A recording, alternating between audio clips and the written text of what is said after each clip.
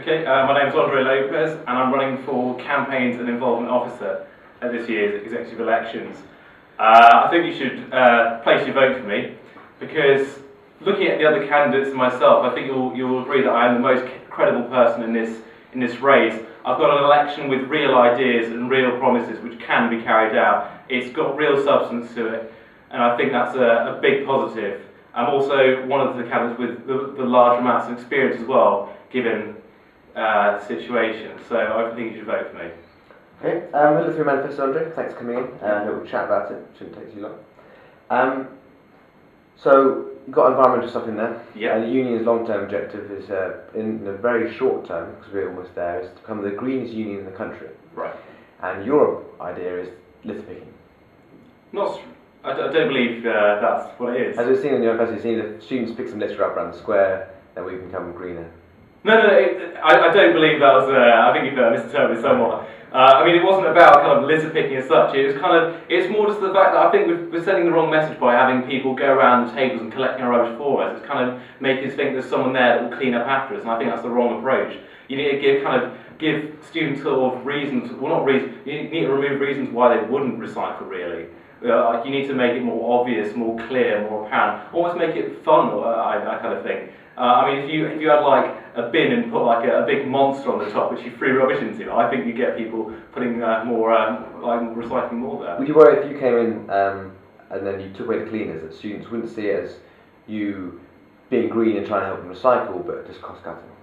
I mean, there's obviously a balance to be struck. We're not talking about removing cleaners entirely because that's just you can't do that. There's plenty of other areas in the building where students don't commonly use it, where cleaners are needed for still to kind of do the job. But I do think, kind of, as a students' union, we should be taking part in it at all parts, not just kind of in one area. We're not just taking part in student democracy. We're not just taking part in student nights out. We're taking part in actually the environmental friendliness of the building as well. Okay, and almost like a nanny state telling students to do. Oh, I wouldn't say that really. I don't think it's nanny state at all really.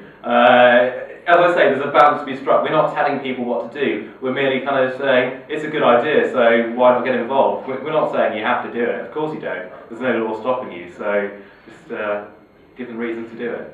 Okay, that's cool.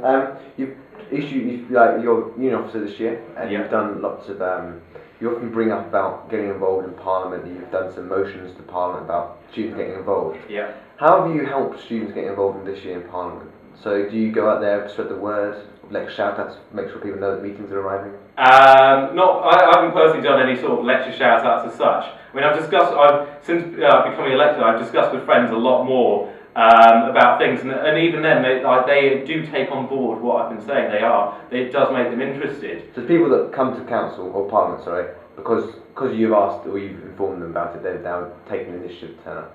I wouldn't say they've taken an initiative, but they've certainly taken an interest, much more so than they would have previously. They take an interest more in things like the Ripple as well, because they see the Ripple criticising elements of the union, and they can see this kind of the circle of how the union actually works now. Because the problem is a lot of people don't understand. They don't even know that there's 5 people that could be elected at the end of 2 weeks today, or 2 weeks, 2 weeks today. So that's the problem. It's kind of making people aware of the full sort of amount of resources and the people that work hard to kind of make them work. But if you can't get your friends to come to a meeting, how are you going to get the student population to turn to these declaration events? Well, I'll be frank, I haven't actually approached them in a way to kind of force them to come along. I've not to force them, just maybe educate them why it's a good idea. Of course, yeah. I mean, the problem is a lot of people also do have things. I know it's a bit of a cop out, but people do have events on Tuesday night, like sports events, for instance, like in the evening, and like cheerleading, for instance. So there are other things that do kind of take priority over it,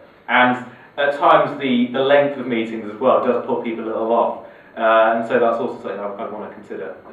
Okay, but some would say you can talk the talk, but you haven't quite walked the walk yet. I disagree with that. I mean, for instance, you say that, or not you say, but you kind of gave the example that I hadn't done any lecture shout-outs. I think that's kind of quite a... Just an example, isn't it? I know. But it's more kind of one-to-one, kind of very student, kind of close to the sort of thing.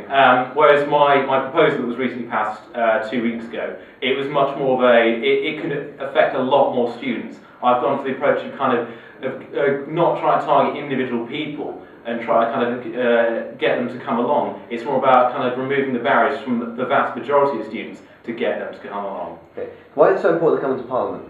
Why is it? If it's Parliament's a representative forum where you elect people to do it for you, why do students have to come along themselves? Because although they're elected to take the vote, but they're not elected to always think through what they're doing, to be honest with you. So you disagree with the House of Commons, for instance? I don't disagree with the House. It's the same principle. But at the same time, we allow observers in the House of Commons. I myself have been there in the observer. But we don't get hung up on the idea of people obsessed with observers being in the House of Commons. We're more concerned with actual members themselves.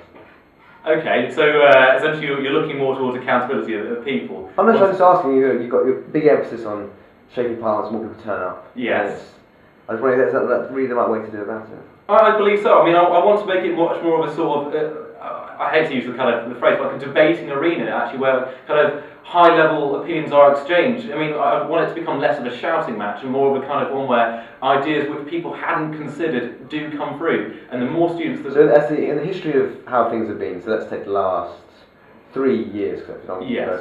How have you seen? Are you seeing that it's going the wrong way? It's going the right way? I think it's gradually getting in the right direction. Especially with the introduction of student parliament, I've seen course reps have actually contributed well. They've kind of brought across academic issues. They've made comments that they've received through their academic peers, and I think that's been a big step forward. But the problem was, since we've gone from student council to student parliament, that has been the majority of sort of the change, I feel. And so a lot of the sort of objectives that we had at the time weren't strictly met in this changeover, and that's what I want to kind of to look at and kind of change. Okay. So if we elect you as campaign involvement officer, you are the right person you would be chairing the executive, to take the executive committee forward in a correct and positive manner. You're the man for the job. With regards to what the generally? Just generally, yeah. You know, so the executive committee, they have a pretty massive function. They can make policy decisions on a whim almost. Yeah. Obviously it's ratified. Yes. But, yes, so you're the person right to lead that. Yeah. Role. Well, I guess, I mean, at executive meetings, that could be definitely something that could be timetabled at least kind of once every 2 weeks to kind of see if there were motions that people were wanting to put forward from their sort of particular areas. Because I don't think it's right to kind of badger people to kind of come out with ideas to kind of improve various things that we have to put through student parliament. I mean, that is sort of what the job role will entail, but I don't think it's right to badger people about it. I think it's fair to kind of use the executive meetings as a time for discussion between us all, kind of to come to good ideas and to root out bad ideas before we bring them across to Parliament. Because I think it is good that we come to Parliament with